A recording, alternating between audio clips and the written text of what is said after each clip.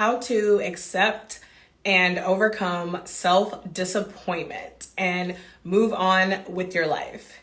Whenever you feel like you keep letting yourself down, when you feel like you are setting these goals and you're not reaching them, and there's all this negative self-talk, there's all of this guilt. You feel like, oh, I keep letting myself down. You feel like, what is wrong with me? Why can't I figure this out? Whenever you are wondering, why am I even going after this? Whenever you feel like you have no idea if you're even going to be able to accomplish this goal, so why are you doing it? And, how do you hang in there? Let's talk about it, because it is a very, very, very real thing that so many of us experience, including myself. So let's dive into it.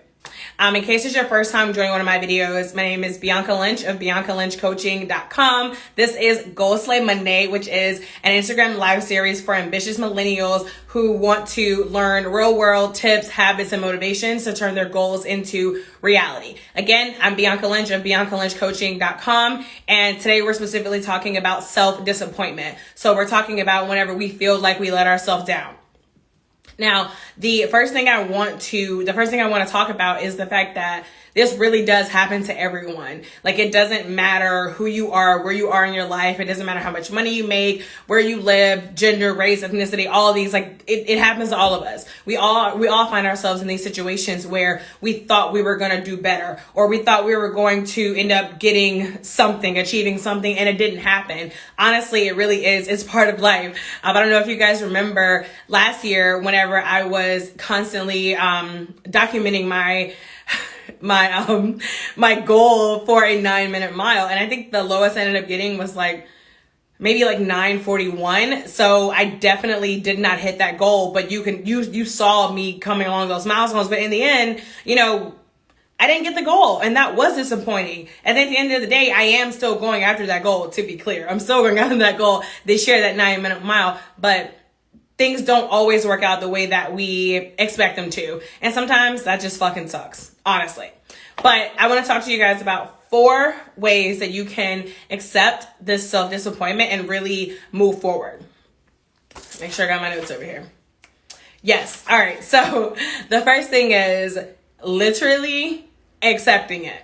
And when I say accepting it, I know you're thinking oh yeah, no shit. But when I say accepting it, what I mean is acknowledging that this is going to happen. And it's going to keep happening. As long as you are someone who is going after your goals, as long as you are someone who is determined to step out of your comfort zone, to try new things, to think bigger, to dream bigger, if you are doing those things, you will have disappointments. It doesn't matter if you're trying to, achieve your health goals, your money goals, your career goals, relationship goals, whatever it is, you are going to have these setbacks and these disappointments. And the sooner you accept them, the easier it is for you to move past them. So I'm talking to the perfectionists out there, and I know I definitely have some perfectionist tendencies, so no shade, but this expectation that, oh, well, as long as we do this, this, and this, then everything will be perfect and everything will work out. It's bullshit. Sometimes we do everything right? Sometimes we really do put in the work. Sometimes we give our best and we are still disappointed. And we have to acknowledge that that's okay. And that is even that alone is part of the journey. It's not, and I mean, me personally, I always say, as long as you gave your best, it's not a waste. If I failed at something, if I feel like I gave it my best, again, me personally, I always feel that always makes me feel better about it, because sometimes we give our best and it still doesn't cut it. But in the end, what's most important is not quitting. So again, that first thing is getting out of that perfectionism and just accepting the fact and constantly reminding yourself that this will happen. This is part of the journey. This is part of personal development. This is part of professional development. These setbacks are going to happen, and I have to just accept it, and I have to understand that it's all part of the journey. All right. Number 2. This one is it's kind of fun, because for the ones who like to really get in their heads, I'm included in this. Overthinkers, where you at? Drop me a comment if it's you. Look, overthinkers, right? The people who are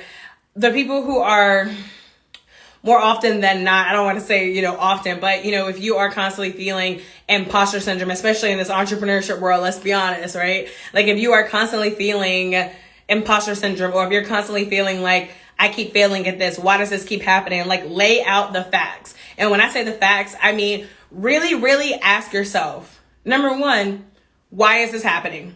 Right? So why did I fall short? What mistakes were made? Were mistakes made? Why do I feel disappointed?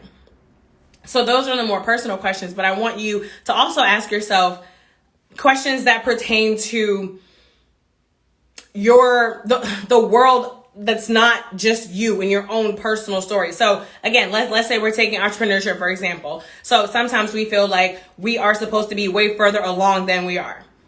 Sometimes, especially in this world of social media, everybody's sharing their good old highlight reels. Sometimes we feel like we are not doing as good as we should be. We feel like everyone is better than us. Everyone is further along than us. So, and I get these feelings too, full transparency. And I have to ask myself, Bianca, why do you have these feelings? Why should you be further along? Why should you be doing just as well as her? You don't know what the hell that girl went through, first of all. And second of all, even if you do know what she went through, her journey is her journey and your journey is yours. And above all, let's talk about sheer data, right? Like let's just talk data. Is there a rule somewhere that says, oh, I should have this figured out by now? Is there a rule that says, oh, I should have lost all this weight by now? Or I should be making this amount of money. I should be married by now. I should have this many kids. Where are the rules? They're here. They're here. They're up here. They are things that we tell ourselves. They are these beliefs that we have based on things that are valid, the society that we live in. Again, social media, maybe, some family. Listen, love family, right? No, but really, there's a lot of things that can make you feel like you should be somewhere else. So sometimes what's really helpful is to just really lay out those facts and take like that personal feeling out of it. All right, so number 3, and this is more so talking about the moving forward part. Really acknowledge what you learned from it. I know that sounds so cliche, like, oh, make mistakes but learn from them. But honestly, how often do you take the time? How long do you take 5 minutes, 2 minutes to sit down and really think, what did I do wrong there? Let me take that back. Not what I did wrong. How often do you take the time to say, what could I have done differently? What will I do differently next time? What did that teach me? The next time I'm in that situation, how can I get a better outcome?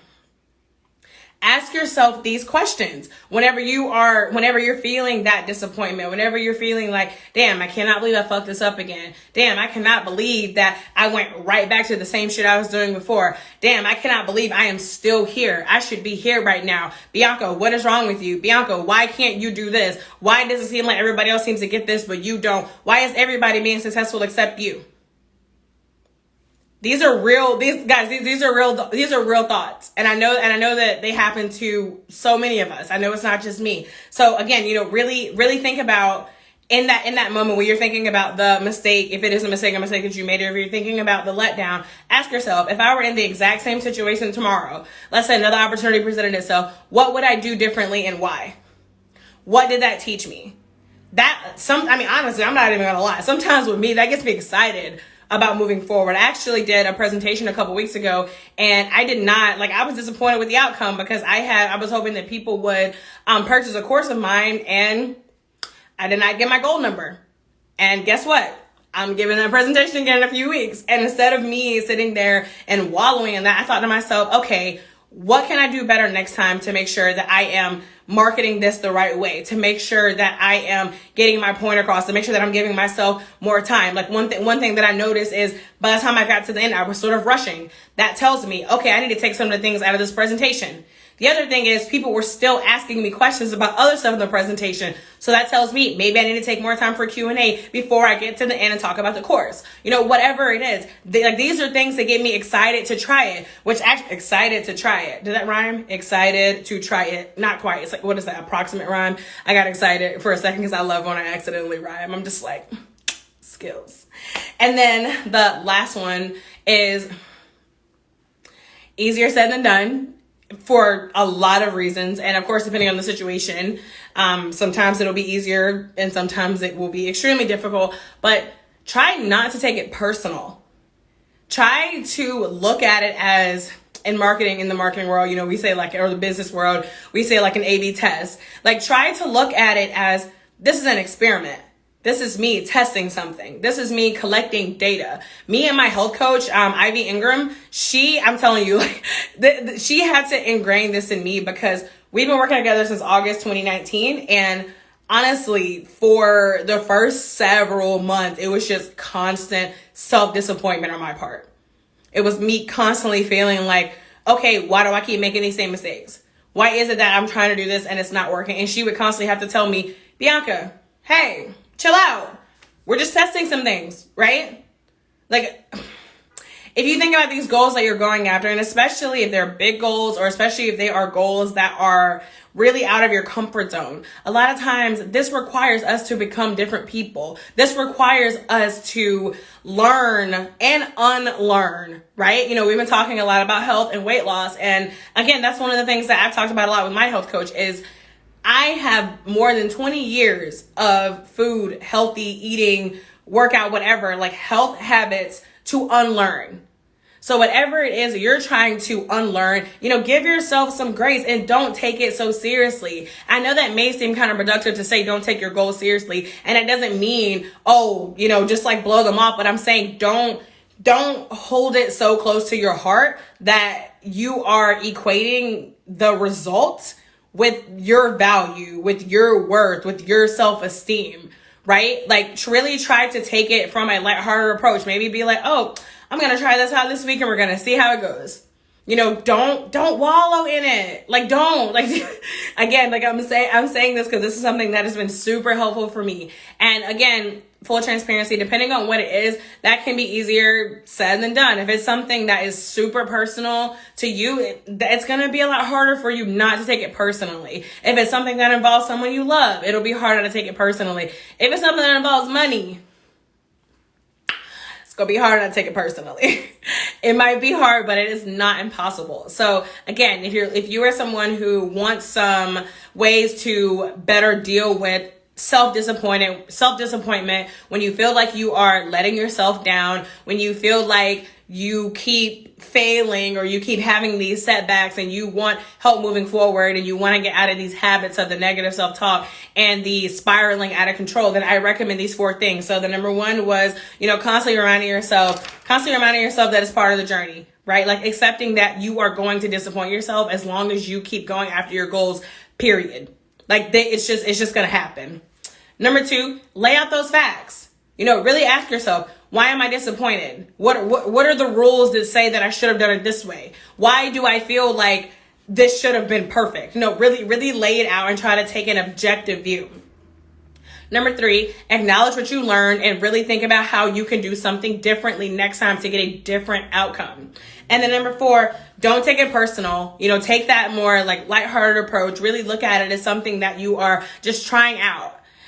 So that's all I have for you guys tonight. Thank you for joining. I'm going to upload this to my IGTV as well. Again, I'm Bianca Lynch of BiancaLynchCoaching.com. If you have not grabbed my 6 simple yet proven steps to accomplish anything you want, free video, make sure you grab that. The link is in my bio. Again, it doesn't matter what the goal is. Those 6 steps, I promise you, they're going to get you there if you do them and if you are consistent. Again, Bianca Lynch, drop me any questions or comments below and we'll see you guys next Monday on Goal Slay Monday.